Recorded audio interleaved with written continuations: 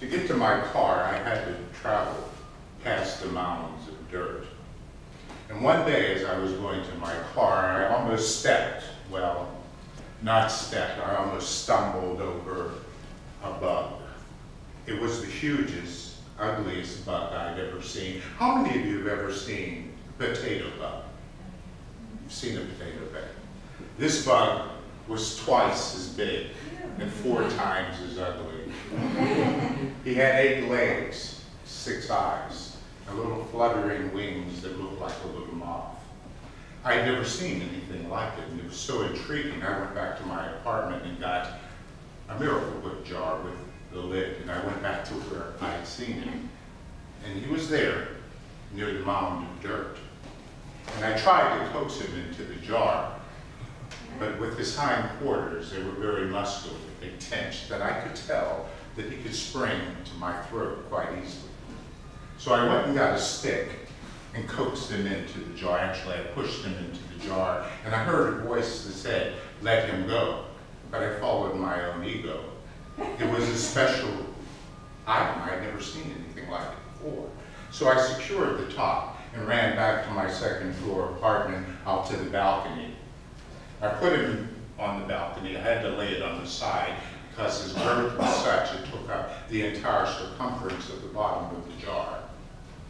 I went and got heavy-duty aluminum foil and doubled it and punctured holes in the top and secured it with a rubber band so that he could breathe. He was creepy, but that was too harsh. I called him Creepy to soften it a little bit.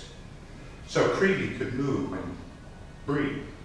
Now that he was in a secure place, I continued on with my errands.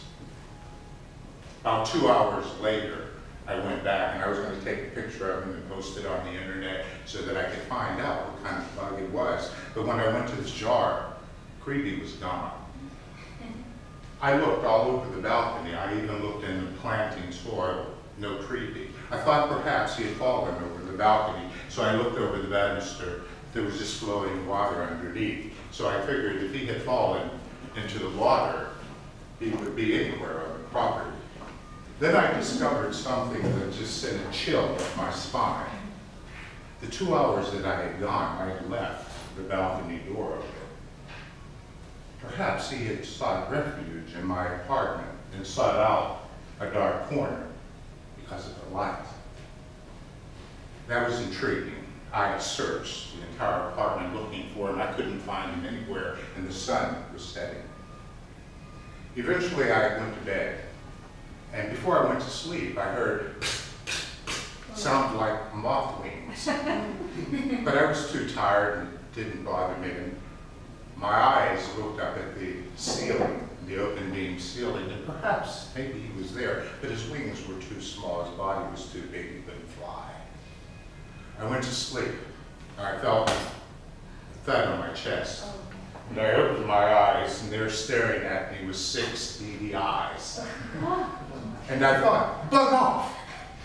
But as soon as I thought that, he let loose with a spray in my face. It smelled like an angry skunk marinating in fish.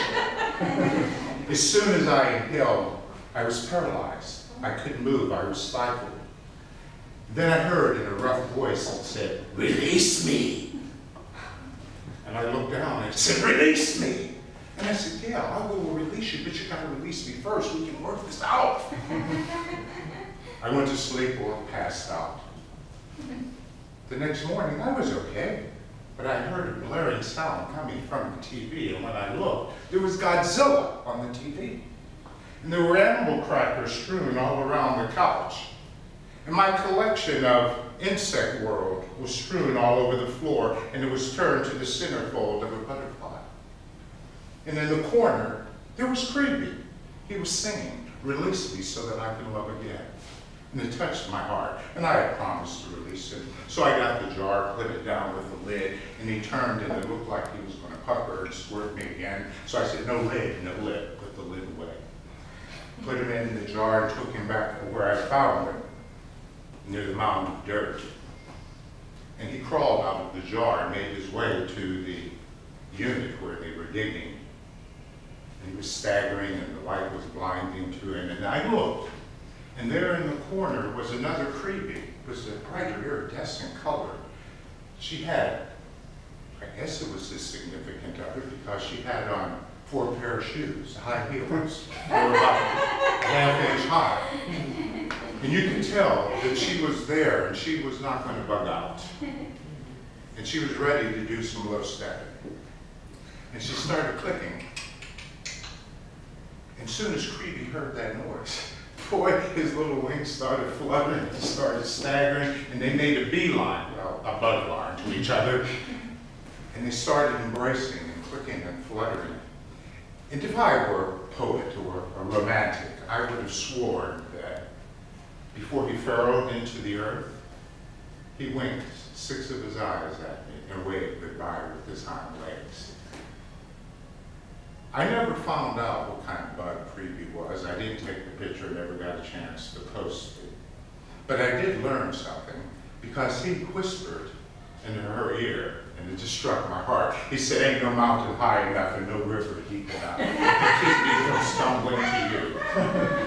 And they furrowed their way into the ground. And what I learned from Creepy that day was, if you are holding something captive and keeping it from freedom, it's going to bug you. So, for peace of mind, release it so that you can love again.